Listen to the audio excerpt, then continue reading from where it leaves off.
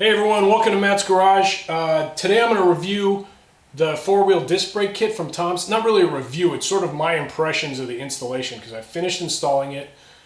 This isn't a how-to video, so don't thumbs down me for no action, alright? It is not a how-to video. And the reason for that is there's two videos Tom's kind of put out that are better than I could do. So the first one features Phil from Tom's, and fellow scout guy by the way, and he does the rear disc brake kit. I'll link to that below. My installation was basically that. I had slightly different spacers for the caliper mount bracket, but otherwise it was just like it is in the video. So, you know, just follow, and the written instructions, those two get together, no questions, no hiccups. I have two comments about the rear disc brake kit, and I already told Tom's about it. One is the bolts will sometimes catch on the inside of the rotor, the mounting bolts for the caliper mount. I ended up switching them out for cap bolts, like what the ones with the hex key, with cap head screws or whatever bolts. So there's not 6 points on the edge, so it doesn't catch, right? You don't have to do that. You can actually just sort of bevel the inside of the edge of the rotor, or just take a little bit off of the end of the bolts and you'll be fine.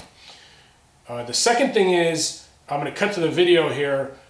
This centers onto the rotor. The wheel centers onto the rotor, and the rotor centers onto the studs. Instead of in the drum brake kit, the drum brake has a smaller center hole, and it centers right onto the axle step out there. So I told Tom's, you guys should really offer a centering ring. It'll make it a no-brainer. It works how it is. Because the wheel will still center on the studs because of the nature of the lug nuts. But to be truly proper, it should have a centering ring. So my neighbor worked with me. He drew up the plans in CAD. I'm willing to send them to you guys. You can have them made at a machine shop. I sent them to Tom's. Maybe they'll start selling them or whatever.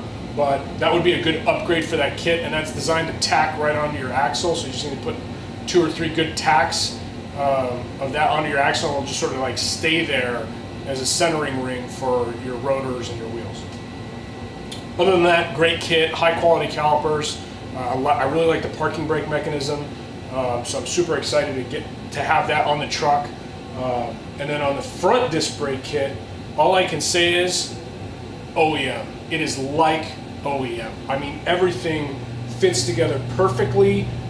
Super beefy rotors, all the bearings and the seals. I mean, it went together like it was meant to be on there. So it was really incredible. I think it's a function of the shield and caliper mount are indexed off the knuckle, so there's no adjustment, right? I mean, it's not like the variability in a Ford 9-inch rear end.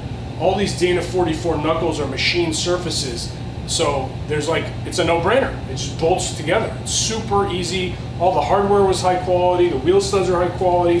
The Warren locking mechanism went in like so fast, way faster than my Scouts, the old style ones. So no hesitation at all. And then for the install on the front disc brakes, I recommend checking out the Lifted Life episode with Tom's Bronco Parts. That one features Rachel DeBarrios and Jake. Rachel's almost as fun to watch as Phil, but it's hard to compete with Phil.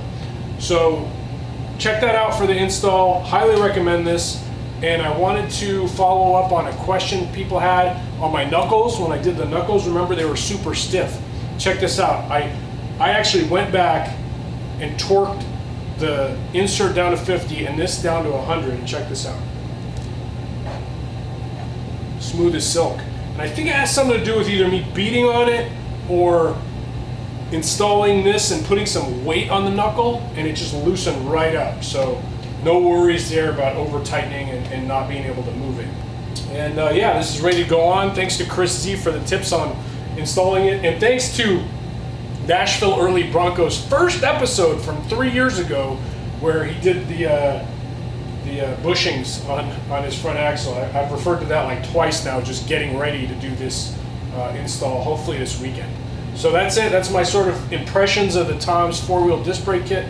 Obviously, I won't be able to test its capabilities for a couple years, but it looks awesome. See you next time on Matt's Garage.